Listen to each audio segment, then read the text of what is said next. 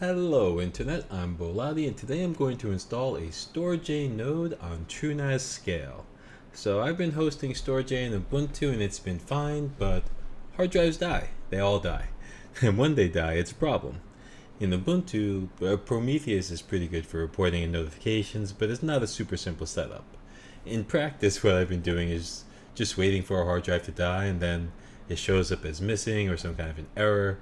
Then I resync it to a new drive or do a graceful exit, which I've only done once because I'm not really trying to exit. I'm just trying to get the rest of my Ethereum. Doing an rsync is fine, but it's just a bunch of steps, and maybe I'll make a video on that in the future. But when it comes to TrueNAS scale, things just get a lot easier. With the new electric eel, you can add drives to a RAID Z whenever you want, which is perfect. You can't take them out. You can add disks, but you can't take them out. That's kind of important. But then you can expand them, and you can just replace disks. It's really good. The management, the reporting, and the overall interface, TrueNAS scale is awesome. So you may have seen in the background, I'm doing a fresh install of TrueNAS, first going through the BIOS and setting up everything. That's out of the scope of this video. But the most important thing is to use the electric eel version, because I like the RAID Z. And if you don't already know, you don't need a ton of horsepower to run TrueNAS or a StorJ node, so here's the rig I'm using. Okay, so this is the case that I'm using. It's a Fractal Define R4.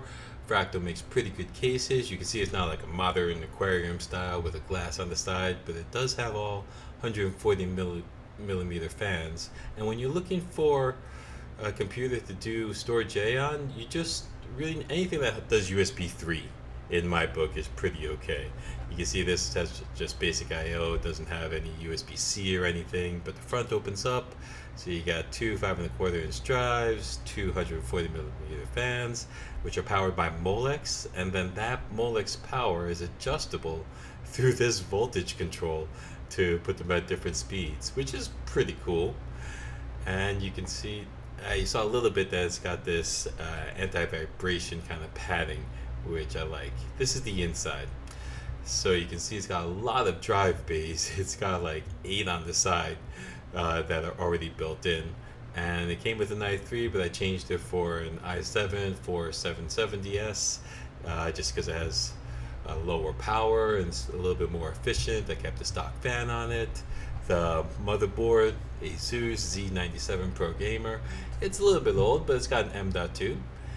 And it's using DDR3 memory, so I got the fastest I could, I guess. Well, I could go a little bit faster, but that's fine. At least it's all red.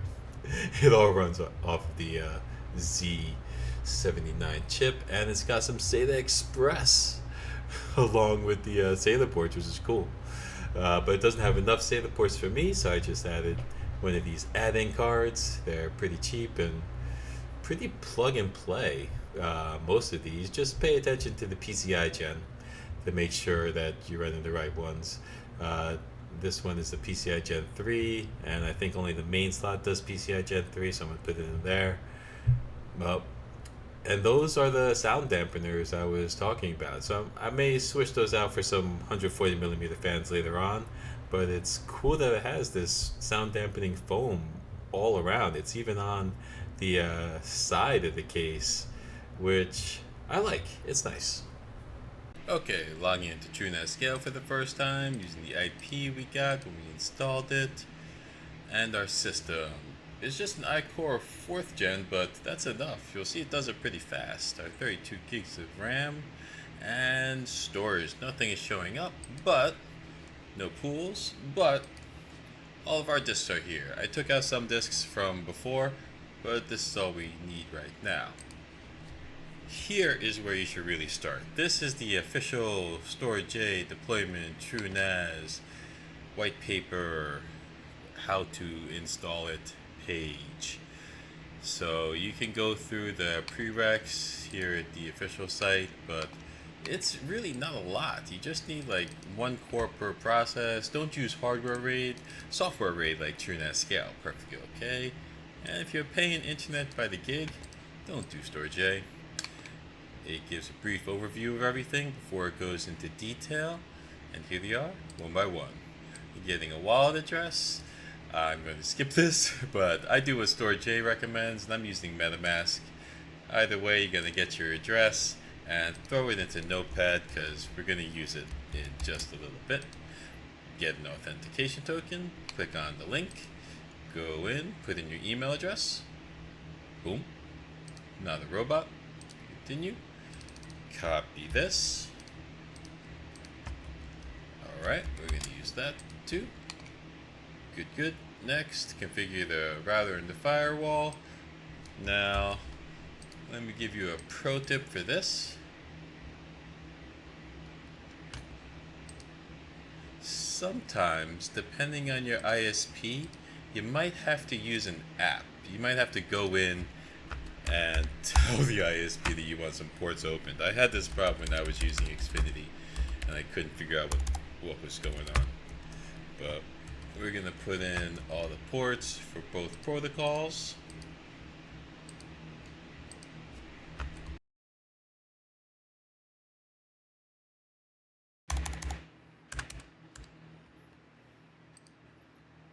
Okay, you can name them whatever you want.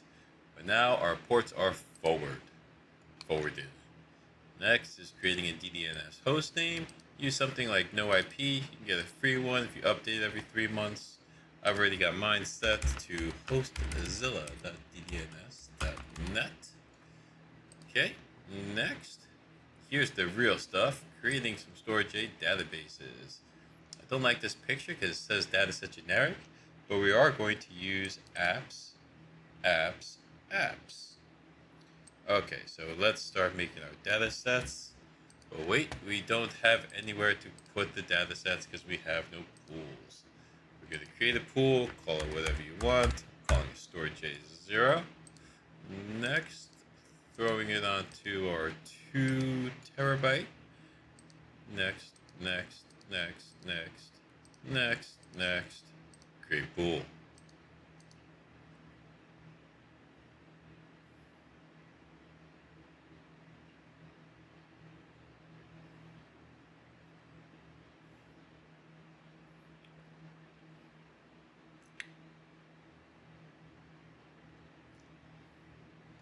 Alright, now, next, here are the data sets we're going to do.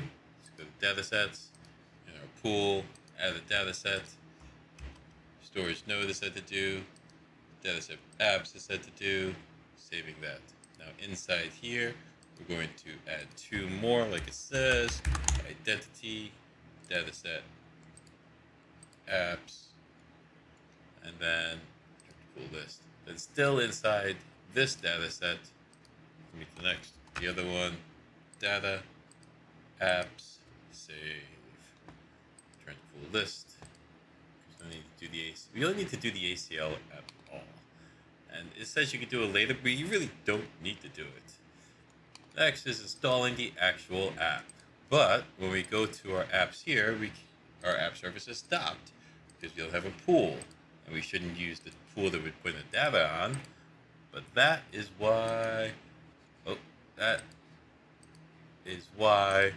I have the SSD in there. Here we go, striping that. Here's the SSD. Okay.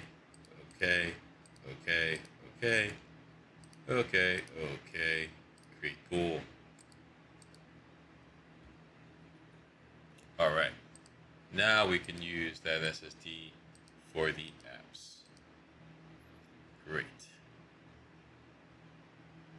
Initializing that app service. And let's find our StorJ.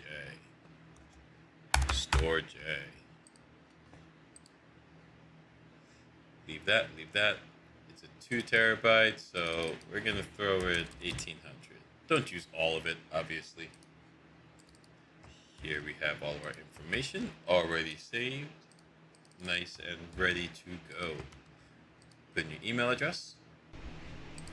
The domain name is the one that we put into NoIP. We set up to our IP address. No additional wallets, environment variables for a different video. Leave that. Don't touch that.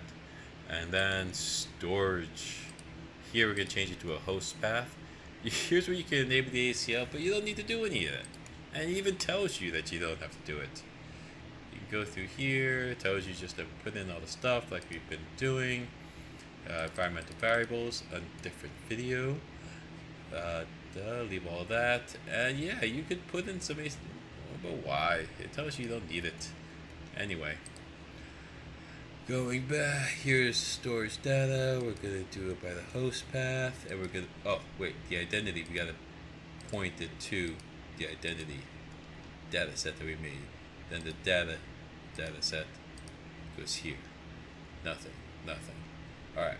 So we've got an 8-core CPU, 8-core system, but I'm gonna give it 7 because it needs some horsepower to figure out the identity. And then that's it. Usually it takes like a few hours, sometimes even overnight, for this to finish installing. So it's installing it now, and it'll bring you to the apps page. But if you go to the web UI, and then it's, oh no, it's not working because it hasn't set itself up yet. It is starting to use some RAM and a bunch of CPU. You go to the logs, and here is where you can see that it's searching for keys. I think it needs to get to 36 or something, but this can take a long time depending on your system. This system's not very good, but we'll see how long it takes. I'll be back soon.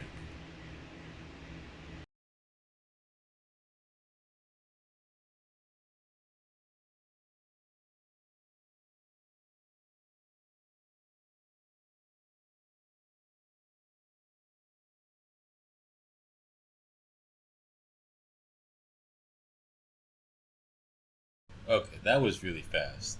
They've optimized it where it used to take hours, now it takes minutes. It's pretty good. So now we can go to our web UI, and boom, StorJ node is up. QIC, everything's working. We have our 1.8. This is working, but it takes just a little bit to show up. So it should actually be downloading right now. It's now been up for 1 minute and it's already downloaded a little bit. This still takes a little bit to confirm, but we are up and running. Okay, so it's been about a day, and just wanted to give you guys a quick update. I see it's done about 10 gigs, but it's only, oh, this is the average disk space. Everything's at 100, and we're up and running. If you go into your TrueNAS, you can see the activity, and there's a bunch of ways to monitor the activity. You can put Prometheus on it, but I wanted to show you one of the things I really like about TrueNAS. It will tell you ZFS errors. Like, it will keep track of if the disk has problems. You can do smart errors too, but it's really these errors. Inside storage, it will let you know if the ZF health is bad. And if that happens, it's pretty easy to fix. So in here, I can just go to manage the devices and actually replace it with the 12 terabyte that's in there, and it's gonna do like a live replace, and it will be working on that for a little while because there's some, oh, actually pretty fast, because there is some data on there. There's like 10 gigs. Well, 10 gigs have been downloaded, but that doesn't mean that 10 gigs is there, because sometimes things download and then they go away. That's just the nature of it. But this will resliver, and then we can, then you do what's called an expand. You go to the storage and you expand it. When you click expand, it'll make the pool bigger to fit all the available disk space. This will take a minute, and then we'll have a 12 terabyte storage pool instead of the 2 terabyte one, and it can do this while it's live. So I think it's a great way to do it, because personally I use StorJ. It's where my hard disks just go to die. I kill a lot of 1 terabyte drives until they're totally dead. Just squeeze whatever I can out of them. And then if I have the option to expand them, fantastic. So now it's expanded. We have a usable capacity of 10.78 TB. And we're going to do something we probably should have done before. Actually, this needs to be lowered because we only need like 3. And it only needs like 4 or 8. I'm giving it 8. I'm just doing 8,000. That's fine. But I wanted to change the storage size to let's say 1,000. Let's say 10.5 terabytes. Okay. So we'll update it. It'll be fine. It doesn't use a lot of CPU or RAM. It's the ZFS that's going to use the RAM. And that's what's keeping track of any errors going on in the disk. But this will take just a moment to update. Oh, and by the way, it automatically expanded the disk space because there's only 1 disk. If it was like a RAID, I think you might have to manually do it. But we can see here in the dashboard that it has that free space. And then going to our node over here. Is it working? Yes, it's working with the 10.5. And now we've just replaced out that 2 terabyte drive, which can happen because hard drives die. All right, let me know what you think. Say something in the comments. Don't forget to like and subscribe. And thanks for watching. I appreciate it.